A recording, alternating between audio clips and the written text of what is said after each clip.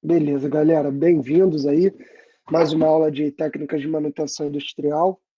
Vamos seguir com o conteúdo, a gente estava falando aí antes da aula. Técnicas de manutenção aplicada número 2, né? A gente vai ver algumas técnicas. Na verdade, não cabe tudo numa aula só, e aí a gente vai dividindo em algumas aulas. Essa vai ser a segunda. A gente começou a gente viu lá, falou bastante de planejamento, programação, nessa parte mais do background aí de manutenção e a parte de operações, né?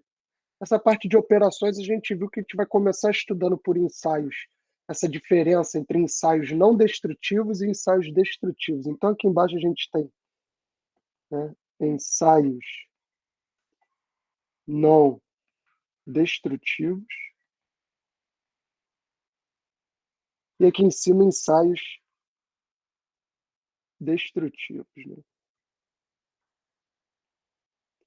A gente falou disso na aula passada. Então, quando você faz um ensaio de resistência, de ruptura, algum ensaio para analisar o interior do concreto ali, geralmente você precisa, no concreto, geralmente, nos outros dois casos sempre, né, você vai precisar causar uma falha aí, uma deformação plástica, uma ruptura no material. Veja, como é que você vai descobrir qual o máximo de carga que essa peça aqui aguenta, se você não realmente testar ela até a falha completa dela, né? Então, você vai deformar plasticamente, de forma que o material não volte à sua forma original. Isso tudo caracteriza o ensaio destrutivo. Agora, a gente aqui em manutenção vai focar e trabalhar com ensaios não destrutivos, porque o nosso foco é que justamente você consiga tirar a peça de funcionamento ou até analisar ela durante seu funcionamento e ela continue funcionando, ou que ela volte para o funcionamento, né? Acaba que apareceu aí, tá? Então, a gente falou na aula passada de eixo desalinhado, a gente viu que é um processo estático. Então, só de olhar assim, você já, de repente, já consegue ver se o desalinhamento for muito, né? E se não for, tem instrumentos de medida, como o calibre de folgas, o nível, o relógio comparador aí vai te dar uma medida, um resultado mais preciso. Mas a gente viu que o desalinhamento pode ser paralelo, no caso aqui, né? Por quê? Porque o eixo principal, ó, dessa peça aqui está em paralelo com o eixo principal da outra. Por isso que chama desalinhamento paralelo e pode acontecer nos três planos, né? Claro. Já esse aqui não, o desalinhamento angular, ó, é quando você tem um eixo aí formando um ângulo, que não de 0 a 180 graus, com a outra peça, tá? E a alternativa para solucionar isso são os macaquinhos ou os calços. Esse daqui na vertical e esse daqui para ajustar na horizontal. Beleza? A gente falou disso na aula passada. Vimos também o desbalanceamento, diferente de desalinhamento, desbalanceamento já é um processo dinâmico, e a gente vê isso quando o eixo está trabalhando mesmo, está girando, está em funcionamento dinâmico. E o instrumento principal para medir aí vibrações é o acelerômetro, tá? A gente falou bem disso na aula passada, como se a gente fosse posicionar um acelerômetro aqui, em cima de um equipamento ou de alguma coisa que está ali sob a ação de vibrações mecânicas, e ele vai dar para a gente o sinal aqui com uma amplitude, uma frequência, um período, tudo aí em função do tempo, e a gente vai conseguir tirar conclusões desse sinal, né? Então, se você sabe a aceleração, você consegue integrar e chegar na velocidade, integrar novamente e chegar no deslocamento. Então, você encontra aqui deslocamento. Aí você tem a amplitude, a frequência, né? A velocidade, a aceleração. É óbvio, né? O primeiro aí, porque se é um acelerômetro, é claro que ele vai medir a aceleração, tá? Falamos também, para finalizar a aula passada, falamos de acústica. Vimos que a acústica está atrelada a barulho, ruído, e a principal causa disso aí é vibrações mecânicas, né? A gente viu o caso aí da ponte de Tacoma, nos Estados Unidos, onde a ponte foi mal feita estruturalmente, a parte de acústica e vibrações, E vimos que também, né, quando você tem uma fonte, então o vento, no caso aqui, é a fonte de excitação dessa ponte, né? Então, quando o vento, mais importante até do que a amplitude dele, é a frequência com que esse vento está soprando. A frequência nada mais é do que quantas vezes num determinado tempo, enquanto que o período é o inverso disso, é quanto tempo para acontecer uma vez. Então, a gente viu que se você tem uma frequência crítica, que é a frequência de ressonância, que é aquela que vai amplificar o movimento, você deve evitar isso em estruturas, né, que você não quer que a estrutura fique vibrando muito, você quer estar longe dessa frequência aqui de ressonância. E a maneira de, né, a gente viu que a frequência natural, que é essa frequência onde vai acontecer a ressonância, esse fenômeno da ressonância, ela é estimada, pode ser estimada pela raiz quadrada de K, onde K é a rigidez, dividido pela massa, né? Você tem a estimativa desse valor aqui, da frequência. E essa aqui é a amplitude, né? Vocês estão vendo, então, quando a frequência de excitação, essa frequência aqui que o vento está soprando, coincide ou se aproxima dessa frequência aqui, natural da ponte, que é essa frequência dada por essa equação, o movimento é amplificado e você tem grandes riscos e prejuízos aí, tá? Bom, e a gente vem, então, vamos dar sequência na nossa aula, esses aí são os temas que a gente vai ver de manutenção aplicada. Hoje a gente vai passar para o ensaio de ultrassom, termografia e radiografia, tá? Ensaio de ultrassom. Bom, é uma onda sonora, né? O ensaio de ultrassom, como o nome já diz, ele emite e detecta ondas sonoras, e a gente vai entender por que chama de ultrassom, né? Mas antes a gente vai prestar atenção no que é uma onda. O que é uma onda? Uma onda, a definição, né, se você abrir lá o livro de física e for ler o que é uma onda, vai estar lá escrito assim: é transferência de energia sem transferência de matéria, né? Porque você tem aqui uma boia, vamos supor assim, na hora que passa a onda nela, ela sobe e desce, mas ela não se desloca de um lado para o outro. Então, isso que é o transporte, transferência de energia sem transferência de matéria, né? Como se todas as partículas aqui da água ficassem paradas na relação aqui à vertical e elas apenas subissem e descessem e não pudessem se movimentar para o lado, né? Isso é o que acontece com uma onda mecânica. E o ultrassom nada mais é do que um ensaio não destrutivo que a gente vem vendo, que também vai utilizar um elemento piezoelétrico, tá? Olha aí, mostrando para a gente o elemento piezoelétrico, ele está aqui dentro desse cubo aqui, que é o cabeçote de ultrassom, tá? Como a imagem já mostra, você vai precisar de um visor, você vai precisar de um equipamento para detectar o resultado desse ensaio. Quais são os elementos de uma onda? A gente já começou a falar, né? O som é uma onda mecânica, então vamos entender o que é uma onda. Aqui a gente teria o quê? Aqui a gente tem o que a gente chama de vale. Logo aqui em cima a gente tem o que chama de crista, na crista da onda, né? A metade desse percurso todo aqui, ó, de um vale até uma crista, ou seja, só daqui da linha central até aqui, a gente vai chamar de amplitude. É a amplitude de uma onda. E tem também mais um elemento que vocês devem estar familiarizados, que é o lambda, o comprimento de onda, né? Então a gente pode medir lambda de um vale até outro, pode medir lambda de uma crista até outra, ou também de um ponto qualquer até ele aparecer pela segunda vez, né? Como assim? Vou pegar esse ponto aqui, ó, escolhi um ponto qualquer e vou caminhar, né? Então fui. Fui, quando eu chego aqui, ó, apareceu ele pela segunda vez, no mesmo nível.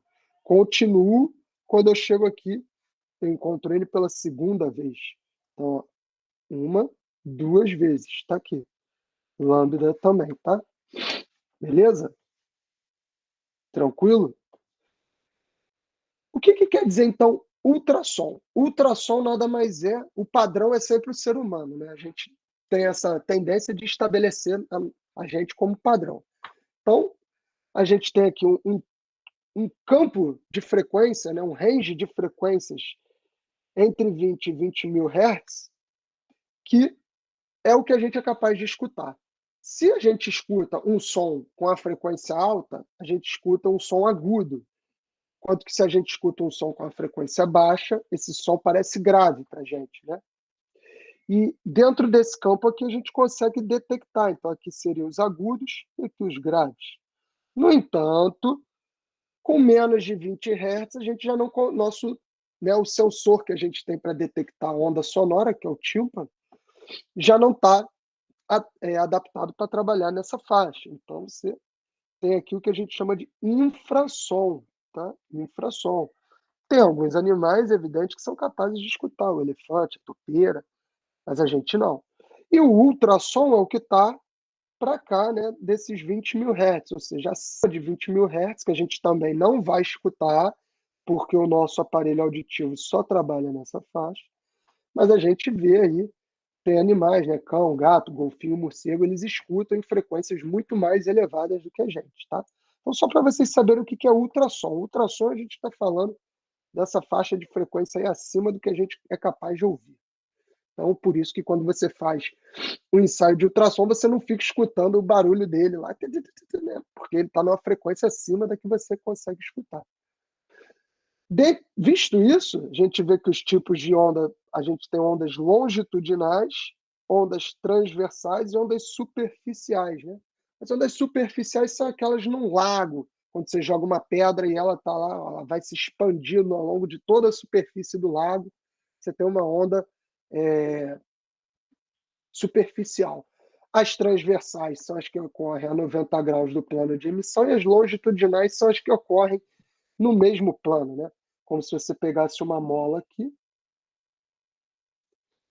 e começasse a colocá-la para vibrar nessa direção. Ao invés de pegar essa mesma mola, você pode pegar também um brinquedo e colocá-la para vibrar nessa direção. Aí ela vai sair assim, né? Então repara que você tem aqueles brinquedinhos de mola. Você pode botar ela para vibrar assim, seria longitudinalmente, ou assim, seria transversalmente, tudo bem? E é isso que o navio faz, os radares, na verdade, de ultrassom.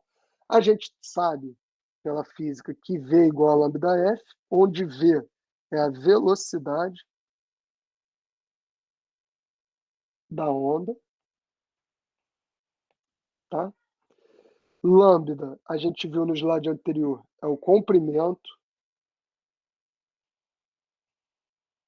de onda, e F, a gente sabe que é a frequência, né?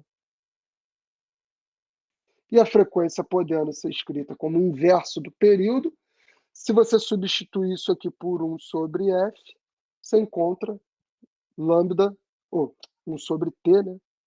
Período, a gente chama de T. 1 sobre T, a gente encontra lambda sobre T, que é o período. E é isso que o navio faz, ele emite uma onda sonora, a onda vai, bate no obstáculo, no iceberg, no que for, e retorna para o navio.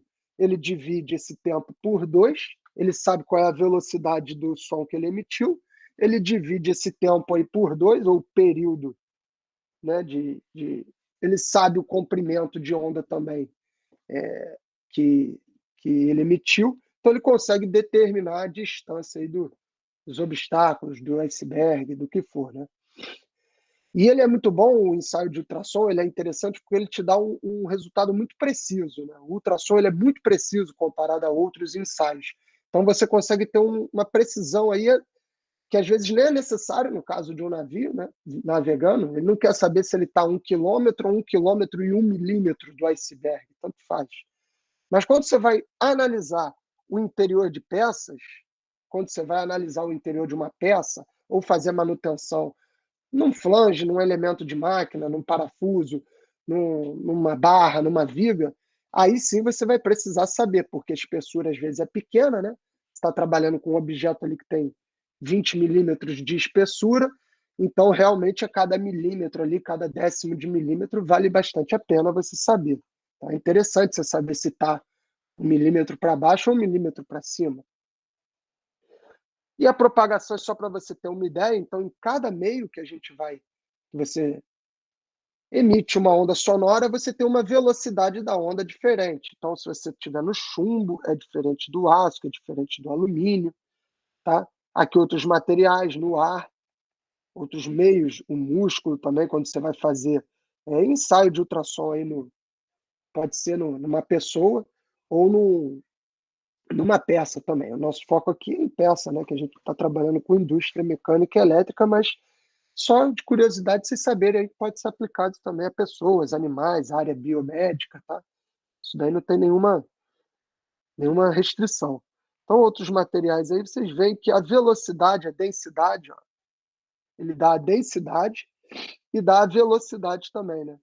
Repara que a densidade ela é inversamente proporcional à velocidade. Então, você pega aqui o que tem a menor, uma baixa densidade, nesse caso aqui também tem uma baixa velocidade, né? Enquanto que esses aqui que tem uma alta densidade, tem alta velocidade também, mas repara que o aço tem até mais, beleza? O alumínio. Isso aí vai depender da resistência que o material oferece para uma onda se propagar nele. Os ensaios podem ser de monocristal ou de duplo cristal. O que isso quer dizer? O de monocristal é o seguinte, presta atenção nesse daqui, ó. Suponha que você quer encontrar uma imperfeição ou um defeito que está aqui na peça. O que você vai fazer? Você pega o ultrassom, começa a varrer essa superfície aqui, num sentido, ou de cima para baixo, ou de baixo para cima. Nisso você vai emitindo ondas, tá? Foi emitindo ondas. As ondas vão bater e vão voltar. E esse ultrassom, que tem um material piezoelétrico aqui, ou seja, ele é capaz de converter energia mecânica em energia elétrica e energia elétrica em energia mecânica. Lembra da aula passada? O que são materiais piezoelétricos? Então, você emite um campo eletromagnético, uma diferença de potencial aqui entre o material piezoelétrico, ele vai vibrar com uma certa frequência, essa onda sonora vai ser emitida, vai bater aqui e vai voltar. No que ela volta, você detecta o tempo e fala, bom, tá tudo ok, tá conforme esperado. No entanto, quando chega aqui, ó, quando chega aqui embaixo, ela vai bater e vai voltar numa velocidade menor, né? Porque o caminho aqui é mais curto. Aqui, o tanto que ele tem que percorrer até para voltar, aqui o caminho é mais curto. E nessa que a onda percorre um caminho menor, ou seja, chega mais rápido no receptor, você percebe que ali tem alguma descontinuidade. Ali tem alguma coisa que fez essa onda refletir e voltar antes do que deveria. O ensaio de duplo cristal já é um ensaio onde você vai usar o cristal piezoelétrico dos dois lados, tá? Então, isso aqui é a sigla mais utilizada aí, representando um material muito utilizado piezoelétrico, que é o PZT. O PZT você pode usar dos dois lados aí, então você detecta ou não detecta, né? Nesse primeiro caso, repara que o cabeçote do ultrassom, ele funciona como emissor e receptor, né? Já nesse segundo caso, você tem um para emitir e outro para receber. Então, você tem aquilo. Qual que é a diferença? Às vezes, você não tem acesso ao outro lado da peça, né? Às vezes, você não tem disponibilidade de dois cabeçotes. Às vezes, isso aqui é muito largo, você não quer, a peça é muito larga, você não quer.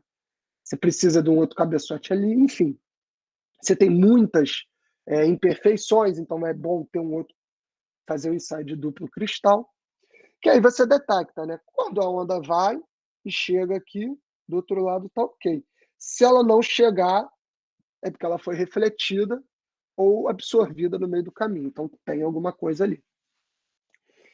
E você vai precisar de um osciloscópio ou de um dispositivo mostrador que te dê esse resultado. Ele não é um resultado tão fácil de ser interpretado, nem um resultado permanente. Porque a partir do momento que você tirar o ultrassom dali, esse resultado ele sai daqui, né? Ele passou e detecta, ele fica ali disponível durante um tempo e depois ele some.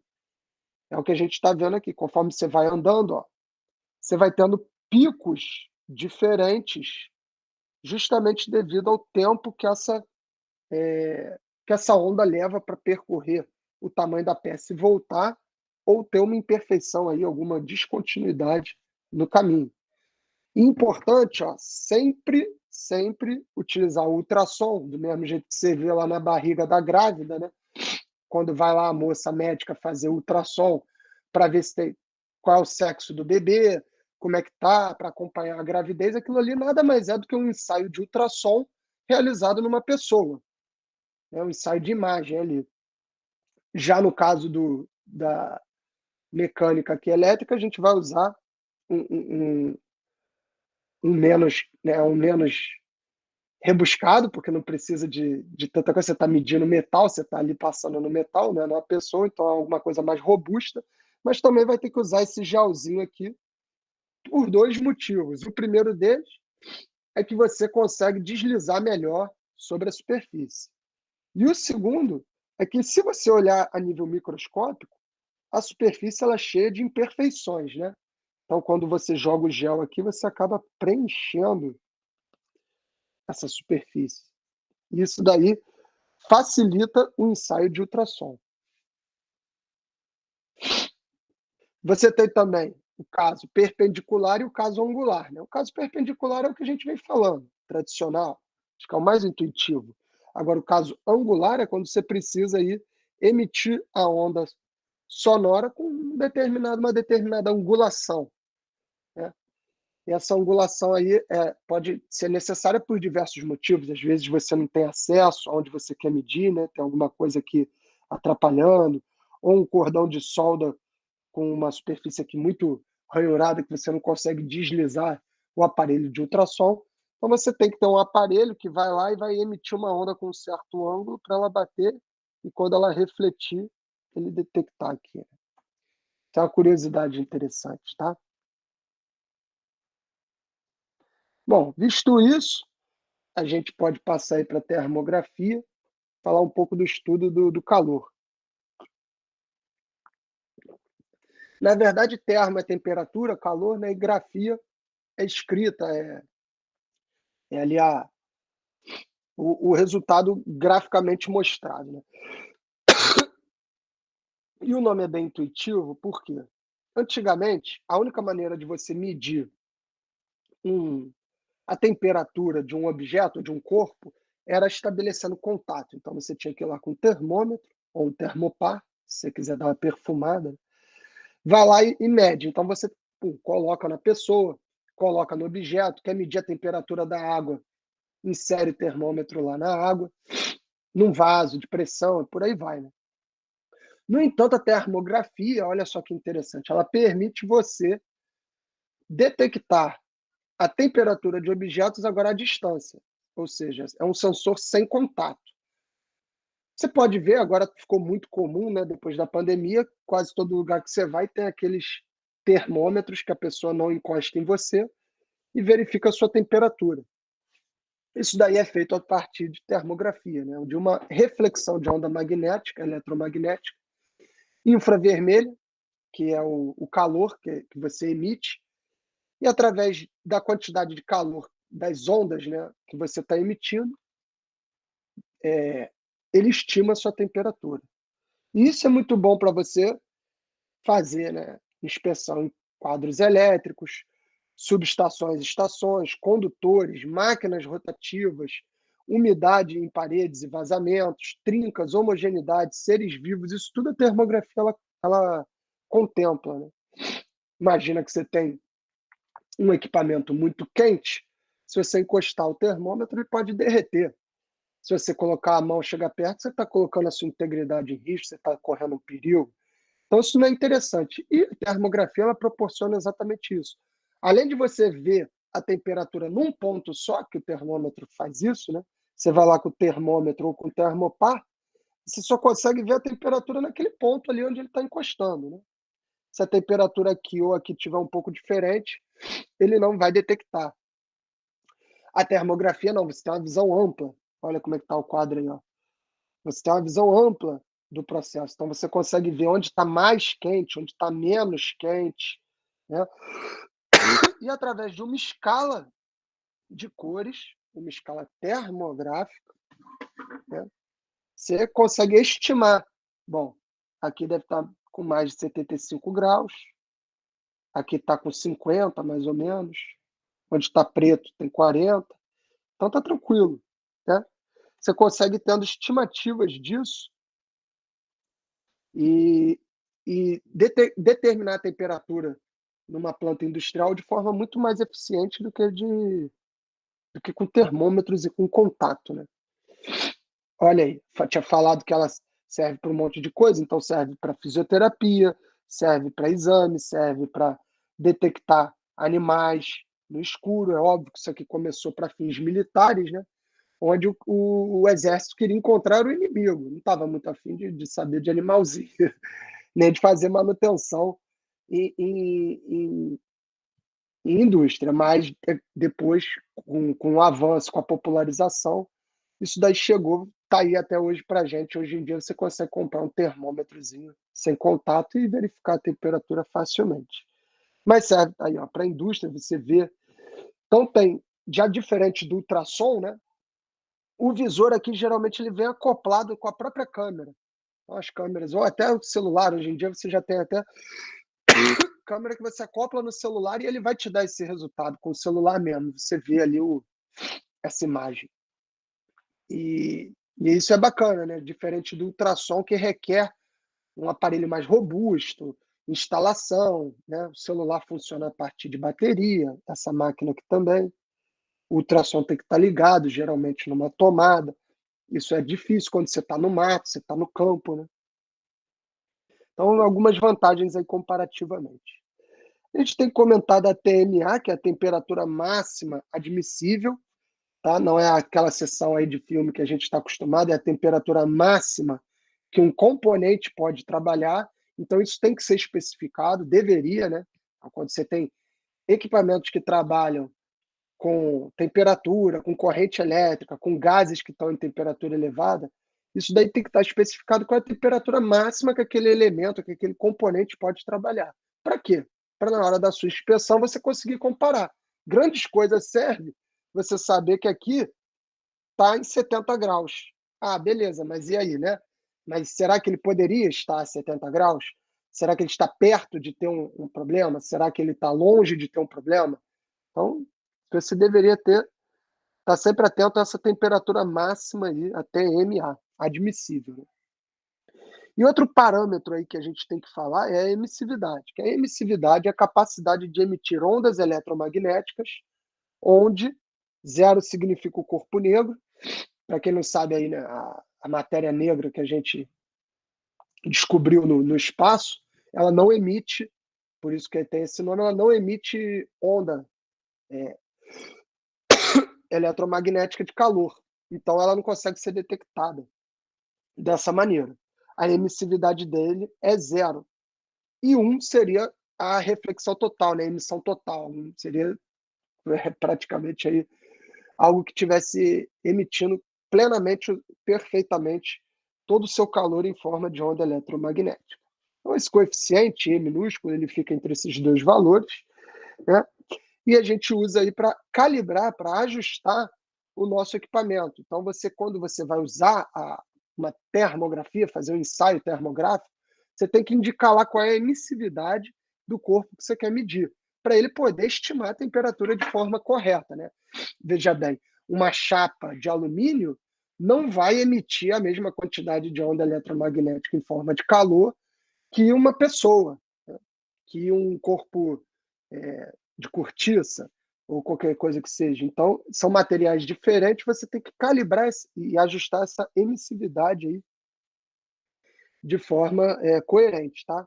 E aí fica um exemplo aí para vocês de algumas da TMA, algumas temperaturas máximas admissíveis. O componente aí, depois se alguém quiser olhar, quiser consultar, fica aí para vocês. Então você tem aí geralmente em grau Celsius de preferência, mas pode aparecer também se for trabalhar numa empresa multinacional, alguma coisa que tenha cliente nos Estados Unidos, nesses países chatos que ficam assumindo aí insistem em assumir esse sistema de medida.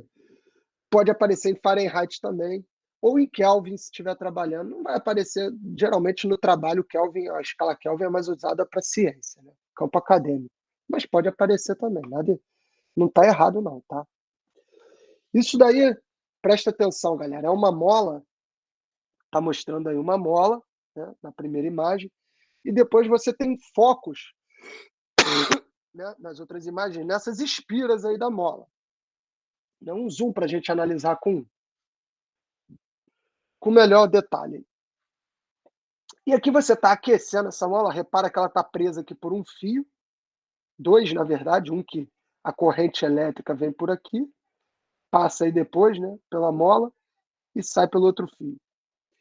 E conforme pelo efeito Joule, dependendo da quantidade de corrente que você impõe, ele vai esquentar mais ou menos. Então, se você coloca, como era o caso, aí, meio ampere de corrente, você tem aí um resultado quase que inexpressivo, né?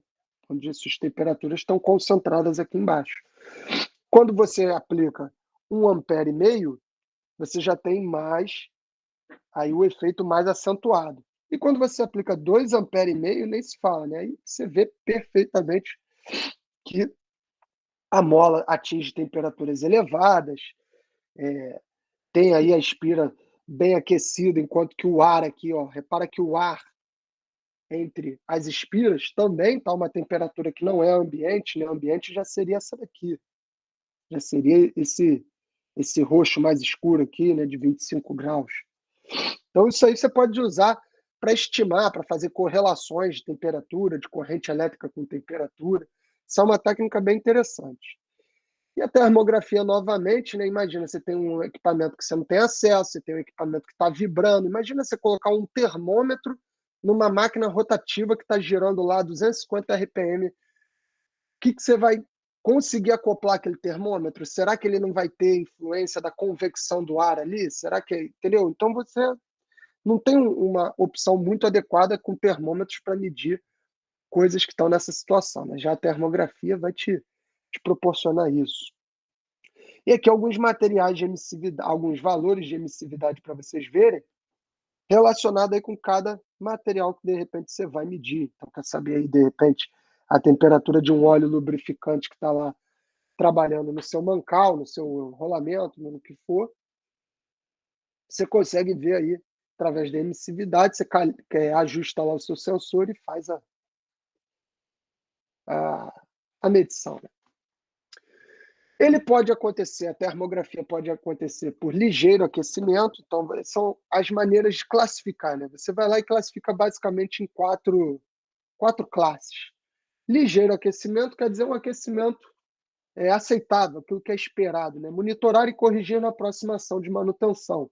As temperaturas aferidas e as condições de serviço do componente não colocam em risco a instalação por meses. Quer dizer, está esquentando um pouquinho, né? Tipo computador, você vai jogar, você vai fazer alguma coisa, ele esquenta ali e tal. Ligeiro aquecimento, tá tranquilo, não precisa se preocupar, não está comprometendo nada, é esperado que ele vá aquecer. Agora, o sobreaquecimento médio já é um pouco mais preocupante, já requer reparo na próxima parada programada. Você não faz parada programada no seu computador, né? Mas se você está trabalhando na indústria, na linha, você tem, como a gente viu, equipamentos que têm paradas programadas aí na manutenção, né, preditiva, preventiva, para fazer. Então, na próxima parada, você já faz a manutenção, o reparo nesse equipamento. Não precisa sair correndo e fazer agora. Está tranquilo por enquanto. Se você já tem um sobreaquecimento forte, isso já requer um reparo urgente, né? Isso quer dizer que as condições do componente colocam em risco ou em acidente a operação ou os operadores em curto prazo. Então, isso daí requer reparo urgente. Detectou que está sob o critério de sobreaquecimento, é necessária parada. É quando o ponteiro do carro, lembra lá a temperatura do carro? Que fica em zero quando você desliga, e quando você liga ele deve trabalhar, o carro deve ficar ali no meio. Se esquentar, vai chegar lá na outra extremidade, né? Então, quer dizer, chegou ali, começou a balançar, bateu ali, para onde tiver, claro, se tiver numa zona de tiroteio, não vai parar, né? Mas se tiver numa zona mais tranquila aí, para no posto de gasolina, para no lugar mais seguro que conseguir parar e faz e chama o reboque, não liga mais o carro, coloca água Mas eu não aconselho mesmo colocando água, porque alguma coisa deve ter algum vazamento ali, você vai colocar água, vai andar mais um pouco, ele vai aquecer de novo. Então, parou. E o sobreaquecimento muito forte é intervenção imediata, aí não tem jeito, né? O risco de colapso a qualquer momento, pode explodir, pode ter um dano coletivo, pode botar em prejuízo aí vários equipamentos além daquele que está trabalhando. Então, é intervenção imediatamente, né? Não tem conversa, isso aí é o último caso, tá? E para a gente finalizar a aula de hoje, vamos entrar na radiologia industrial. A radiologia, quando a gente pensa em radioatividade, né, esses elementos que emitem partículas radioativas, a gente já lembra logo desse cenário tenebroso de Fukushima, Chernobyl, tem a série lá e tal, né? Então a gente fica achando que é alguma coisa de outro planeta, um bicho de 7 cabeças, mas não é. Hoje em dia, com a ciência que a gente tem, isso pode estar garantido, né? Tem como você trabalhar e ter risco muito baixo de acidente nas indústrias nucleares, o risco é muito baixo, porque a preocupação é elevadíssima. Então, se você for comparar o número de acidentes de carro com o número de acidentes na indústria nuclear, você ia ter que proibir os carros e não a indústria nuclear, né? Então, é, dentro da radiologia, a gente vai estudar a radiografia, que é um campo dentro da radiologia, né? Repara que uma coisa é parte da outra. A radiologia é o estudo geral e a radiografia nada mais é do que o estudo dessas partículas específicas que a gente vai tratar aqui, que é o raio-x, o raio gama, tá? A gente vai falar dessas duas. Tem outras partículas que podem ser emitidas, mas o que a gente vai focar são esses dois, que são os de má utilização na indústria, tá? Olha aí. Então, muitas vezes a pessoa fica com medo de trabalhar com fontes radioativas, mas na verdade é porque ela não entende o que é a radiação. Se a gente for ver, a radiação está em tudo, desde as ondas do rádio, a onda de micro-ondas, né? No sol, quando você sai na rua e toma sol, na praia, quando você fica exposto ao sol, você está tomando radiação, é igualzinho. Agora, o que vai diferenciar é o tipo de radiação e a dose, né? A dose quer dizer a quantidade de radiação que você recebeu e qual é a radiação que você recebeu. Então, se você reparar, ondas baixas ou pouco penetrantes, né, que a gente chama ondas com baixa frequência, se você reparar, pô, professor, mas 100 kHz é alto pra caramba. Não, é alto, mas comparado ao que a gente vai ver aqui depois, é baixo, tá? Então, conforme a frequência diminui, o comprimento de onda aumenta e o período também, né? Já que um é o inverso do outro. Então você tem essas ondas que não são essa radiação, que não é ionizante, como ondas de rádio, ondas de telefone, ondas de micro-ondas. Isso tudo está dentro da faixa, ó, não ionizante. Infravermelho também, tá? Luz visível, até aqui, ó. Até aqui você está em ondas não ionizantes. Então, ficar na frente da TV pode fazer mal para a sua vista, mas não vai fazer mal para a sua pele, porque não é uma radiação ionizante. Deixar o celular no bolso não vai te dar câncer nem é, outras, outros problemas, porque a radiação que ele recebe e emite não é ionizante. Isso tudo está tranquilo. Assistir Frango Channel, né, coloca comida lá no micro-ondas, bota 1 minuto e fica lá assistindo o frango rodando e aquecendo. Também não vai te dar problema de saúde. Abrir o micro-ondas logo de primeira, né, quando você acabou de. Também não vai te dar problema de saúde. Isso tudo está abaixo de radiação não ionizante, né? Então você não precisa se preocupar.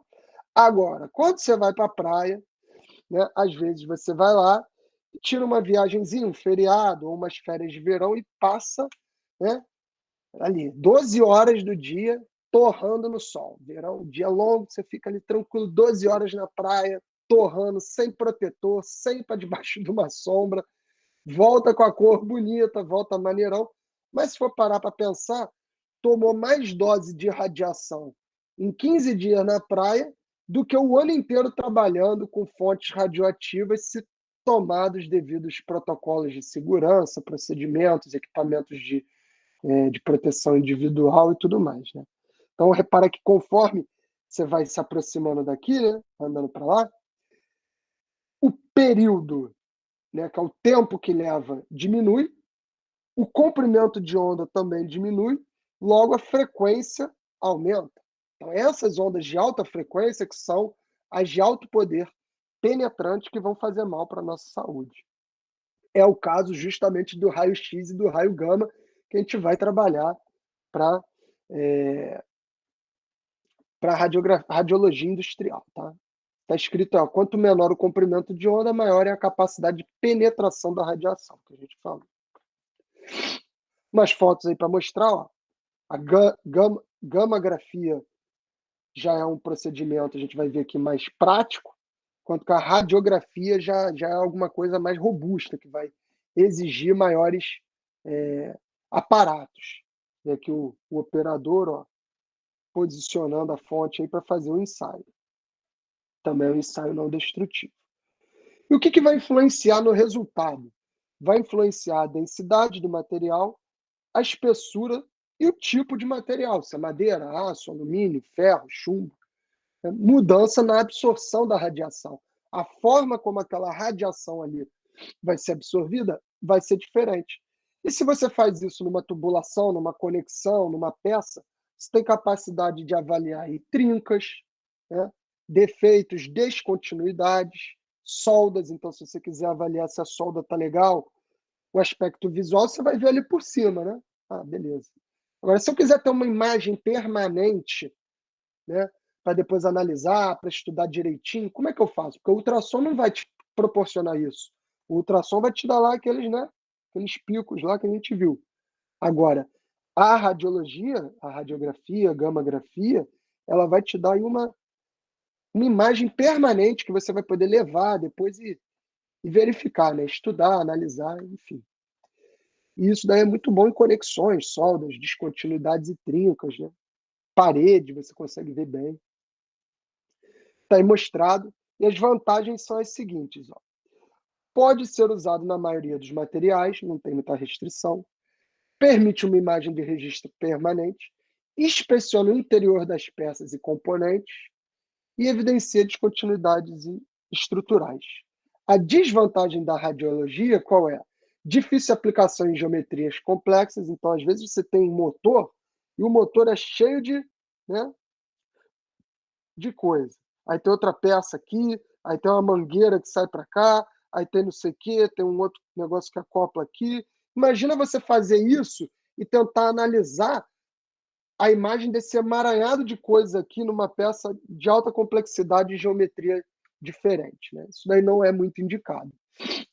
Necessidade de acesso às duas faces do componente. Se você lembrar, quando você vai no hospital lá tirar a radiografia, ó, você tem que colocar um filmezinho aqui atrás. O cara coloca e emite, né, as partículas radioativas.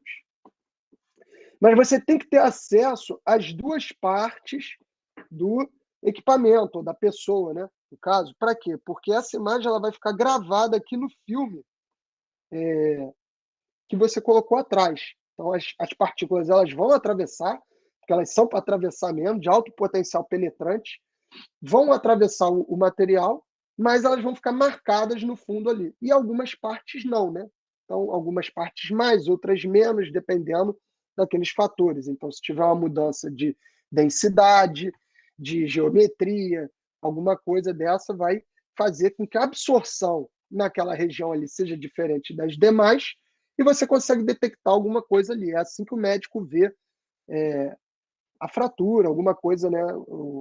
A lesão ali no osso, no exame de raio-x. Professor, Pode falar, Luiz. a intensidade em que esses raios são emitidos interfere na qualidade de imagem e no que pode se ver também? Claro, com certeza. Isso daí é uma coisa essencial, né, na radiologia. Primeiro que você está trabalhando com um negócio perigoso. Então você tem que saber exatamente qual é a dose que você vai aplicar. Depois que isso funciona assim, imagina que você quer verificar, vamos pensar aí, a trinca numa solda, né? Ou numa conexão. E aí você vai lá e emite poucas partículas.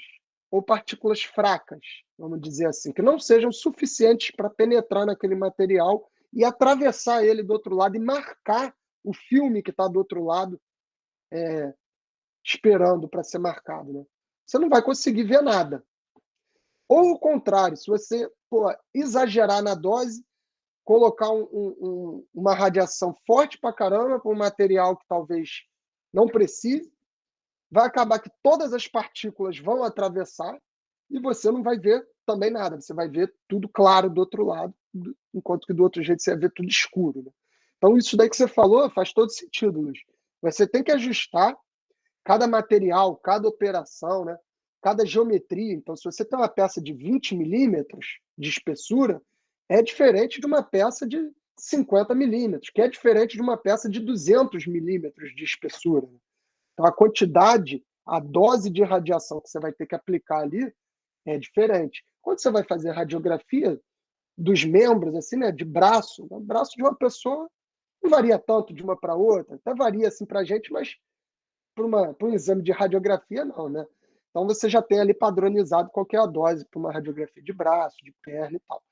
Quando você tem materiais e procedimentos industriais, aí você precisa pegar o catálogo e a especificação do procedimento, para não errar justamente nisso, né? Não exceder na dose nem jogar dose de menos. A radiografia ela é feita por uma ampola de radiação. O que acontece? Você tem uma ampola de vidro e uma zona aqui de alta tensão elétrica, né? Está mostrado aqui. E isso mostra o quê? Que você precisa de energia elétrica para realizar esse ensaio, que é uma limitação também, né? Se você tiver sem energia, você não consegue realizar. Diferente da gammagrafia, que a gente vai ver com raios gamas ao invés de raio-x, que aí não, aí você consegue realizar sem a presença de energia elétrica. Não precisa ligar na tomada, não precisa ter instalação elétrica para realizar. Essa é uma vantagem. A gente já vai falar dela.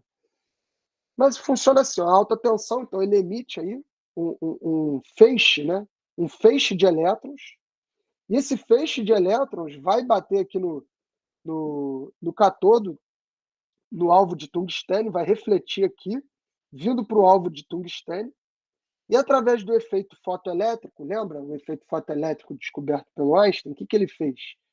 O Einstein colocou uma chapa aqui, de metal, pegou um canhão de elétrons, né? Canhão muito forte de elétrons, e começou a emitir elétrons aqui. E esses elétrons eram refletidos e ele captava aqui, né? Então, o que ele via? Ele via que, conforme ele jogava elétrons aqui, o que deveria acontecer? Chegar à mesma quantidade de elétrons aqui, ou talvez até menos, porque alguns seriam, né, iam se dispersar no caminho. O que aconteceu foi o contrário. Conforme ele jogava elétron aqui, chegava ainda mais elétron aqui. O que fez ele concluir que esse efeito aqui, chamado de efeito fotoelétrico, era capaz de remover matéria, ou seja, elétrons, dessa chapa. Então é assim que ele faz. Ele emite uma tensão elétrica muito forte, removendo partículas dessa placa aqui, no caso de tungstênio. E aí, nisso que ele faz isso, ela emite as partículas radioativas de raio-x, feixe de raio-x, para você conseguir marcar lá a peça ou o componente que você está querendo marcar. Olha aí como é que funciona. Então, você tem uma fonte, a fonte vai disparar radiação, né, numa grande área. Você vê que a área é bem maior aí de radiação, é bem maior do que a fonte, tá? E você vai perceber uma descontinuidade aí através de um filme, como a gente tinha dito, um filme aí que fica atrás, material a ser inspecionado, você tem aí a descontinuidade que vai ser percebida. E a foto aí da, da direita, o Luiz, mostra isso que você falou, falta de penetração. Ou seja, não aconteceu penetração suficiente das partículas para você concluir, ter aí uma conclusão do ensaio. Quando você ajusta isso, aí você consegue encontrar aí, ó, tá mostrando trincas, então você vê as trincas aí mostradas, é assim que vê. Porosidade, você consegue enxergar. Pode falar. Alguém quer Eu falar alguma perguntei coisa? porque, tipo assim, eu imagino que tem uma diferença de você tirar, vamos falando da gente, você tirar uma radiografia de um osso e de um órgão, né? Eu acho que tem diferença aí nisso aí.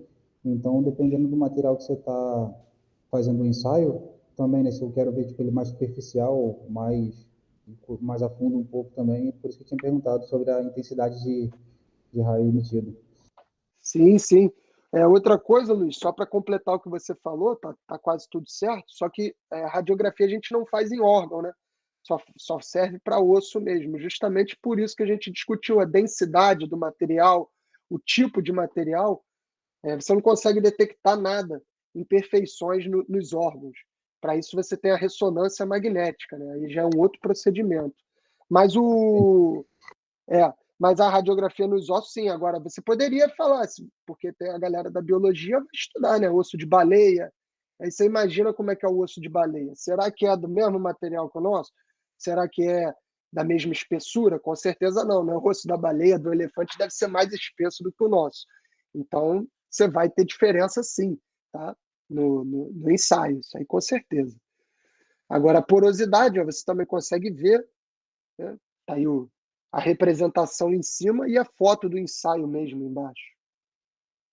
Inclusão de escória, né, como se estivesse se depositando alguma coisa ali, alguma oxidação, algum tipo de imperfeição, alguma coisa que vai atrapalhar.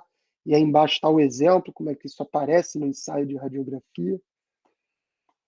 E o dosímetro? O dosímetro nada mais é do que um crachazinho que vocês carregam, todo mundo que trabalha com fonte radioativa deve estar usando o dosímetro, que é um filme daquele que vai detectar a quantidade, a dose que você recebeu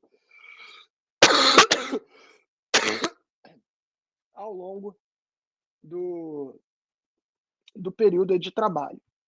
E o que é interessante você saber é a lei do inverso do quadrado da distância. Então, o que isso quer dizer? Que a intensidade de radiação que você está submetido, ela é proporcional a uma intensidade inicial, que isso daqui é uma propriedade da fonte.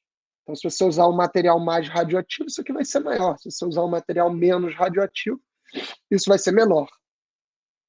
A área com que essa fonte sai, né? Então, se você tem um feixe assim, é diferente de um feixe assim, né? Então, a área com que essa fonte está saindo, claro que vai influenciar na dose que você está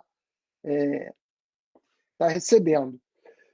Mas o mais interessante aqui é o quadrado da distância. Ó. Repara que ela cai, isso aqui está no denominador. Então, conforme isso daqui sobe, se você aumenta a distância, você diminui a intensidade. Isso faz sentido, né? Intuitivo você saber que se você se afasta da fonte, você diminui a intensidade da dose que você está levando. Agora, o mais legal disso é que é ao quadrado. Então, se você se afasta, né, se você dobrou a sua distância em relação à fonte, essa dose vai cair, essa intensidade vai cair ao quadrado. Então, se você dobrou, você multiplicou por 2, a intensidade cai 4 vezes. Se você triplica a distância, então se você estava a 1 metro de distância e vai para 3 metros de distância, né, você diminui 9 vezes a intensidade, porque a distância tem uma influência aí ao quadrado, é o inverso do quadrado da distância. Então, quando você está trabalhando, às vezes é mais importante, né, o parâmetro mesmo mais importante para a segurança e para definir aí a qualidade do seu ensaio, vai ser muito mais a distância até do que realmente a intensidade da fonte, né? Porque repara que a distância é ao quadrado, então quando você pega ela e muda, essa mudança é potencializada, né? Não é proporcional, é não linear aí, tá? Os indicadores de qualidade é o IQI, tá? É um dispositivo que determina a qualidade e a sensibilidade do filme radiográfico. Então, quando você vai ter a fonte radiográfica e tem o filme que você vai utilizar, né? Esse filme, para você detectar a qualidade dele, se ele é bom, se ele é ruim, você tem esse equipamento aqui, que é o IQI, que você vai pegar um e vai testar. Então, você coloca ele no filme e faz uma radiografia lá com ele. Dependendo, repara que ele tem 6 traços aqui, né? 1, 2, 3, 4, 5, 6. E todas as classes aqui, ó, 7A, série B, série C, série D, todas elas têm 6 também. 1, 2, 3, 4, 5, 6. 1, 2, 3, 4, 5, 6. Então, né, o menor furo observado pode determinar a sensibilidade do fio. Então, lembra que a gente falou que a espessura, o material, tudo mais, vai influenciar no teu resultado? Aqui todos eles são do mesmo material, mas a espessura deles, um fio é mais grosso do que o outro, vai mudar. Então, o menor fio que você conseguir detectar com aquela radiação vai determinar a qualidade, né, do seu filme radiológico. E agora um pouquinho para finalizar mesmo o raio gama. Raio gama a gente tem aí, pode ser feito com cobalto, irídio, túlio, césio, selênio, tá? Algumas especificações aí. Ele é feito mais ou menos assim. Você não precisa de eletricidade para acionar, porque a emissão ela é constante, então está emitindo o tempo todo, a fonte está emitindo o tempo todo, não é só quando emite os raios eletromagnéticos que removem, né, que fazem o efeito, então o tempo todo ela está emitindo, ou seja, ela é muito mais poderosa e perigosa. No entanto, ela tem essa vantagem de penetração, de não precisar, de ser mais fácil de montar, de requer menos instalações, menos treinamento, né? Então você tem aí o cabo de comando, onde o operador vai ficar lá atrás, longe, né? Vai dar o comando pelo cabo, para ficar uma distância boa. Você tem a blindagem de urânio, então geralmente aqui uma caixa blindada para essa fonte não emitir, né, quando não deve. Ela está emitindo aqui dentro, mas não está saindo. E através do tubo guia da fonte, tubo flexível, você consegue, através do comando, fazer com que essa fonte venha para cá, né, até o colimador, e no colimador ele abre aqui o orifício e você emite aí as partículas. Com essa emissão você consegue realizar o ensaio. Essa é basicamente a diferença do raio gama para o raio X. Isso está mostrado nessa tabela, rapidinho aí. Os raios X são considerados de maior qualidade de inspeção que os raios gama, né? O custo de aparelhagem de execução do raio X é maior que o do raio gama. O raio gama não depende da energia elétrica, a gente falou sobre isso. A gammagrafia, que está errado, tá? A gammagrafia permite o uso de aparelhos portáteis, não é aquela instalação toda quando você vai no hospital fazer o ensaio, né? E os raios gama possuem emissão esférica, enquanto que os raios X apresentam emissão por feixes, lembra? Então a fonte, na hora que ela chega ali e aparece para fora ali do colimador, ela está emitindo, ó, em todas as direções, enquanto que na ampola de raio-x, lembra? Você tem aqui o tungstênio, na hora que você emite, o feixe ele é unidirecional, né? Então só vai numa direção. Tranquilo? Algumas características aí, se vocês quiserem consultar depois, tá? Que a gente falou ao longo dessa aula tá aí. E a gente fica por aqui hoje, pessoal. Se alguém quiser falar alguma coisa e tirar uma dúvida, fica à vontade aí. Senão a gente encerra e eu peço que vocês fiquem de olho lá no trabalho, tá? Para não dar mole e não perder a data. Valeu, pessoal. Beleza. Valeu. Então, show, galera. Qualquer dúvida aí que vocês tiverem, podem me mandar mensagem lá no muro. Se tiverem com dúvida sobre o trabalho, também pode mandar. Tá? Só peço que não perca a data aí, fique de olho. Trabalho já em grupo. Até o dia 5, né? Isso. Trabalho já em grupo, né? Já é tranquilo. É para dar ajuda aí para vocês já tirarem a nota boa e irem para a prova aí precisando de menos, tá? Então, aproveitem essa oportunidade. É isso, galera. Então, vou me despedindo de vocês. Um abraço. Fiquem com Deus, tá? Vou encerrar aqui. Valeu, pessoal. Valeu, pessoal. Boa noite aí. Valeu, gente.